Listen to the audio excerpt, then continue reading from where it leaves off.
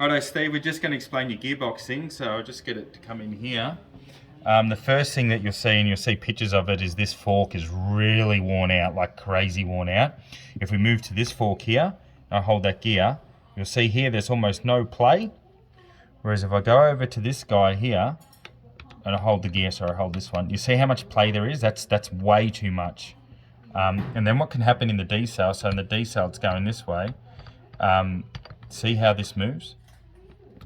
And there's so much play in that. Granted, that's not in properly, but that play there would allow it to slip out. And now if we move the gearbox, if we can see in there ever so slightly, see this? See how that's got that angle, right? That angle on that dog there. That shouldn't be like that. So on the decel, that's the decel side, and that's how it's cut. That's what that clicking is. It's not getting out of the gear, but it is trying to. And then you can see it's a bit of wear on the mating surface there.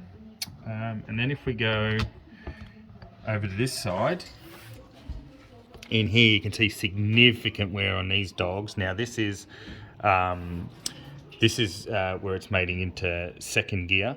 And you can see in there, so we haven't got it, it's not playing up yet, or you're not noticing it yet, but it's going to get worse. That gearbox is, look, it's not everything, but there are a few items in here that are quite worn. It's hard to know, it's very surprising, I've never seen a fork that damaged, if I'm honest, never. And it's got so much more wear than this other one, so I'm not sure if it was being run at some point, not being installed properly. It's a bit surprising because I just wouldn't expect that type of wear. But that's definitely why it's doing that knocking in third gear, so it makes sense. So we've found the reason why it's doing it. How it got that worn, not actually 100% sure. But what we'll do now is we'll go through and go for the stuff that actually should be replaced to get the gearbox back up and running.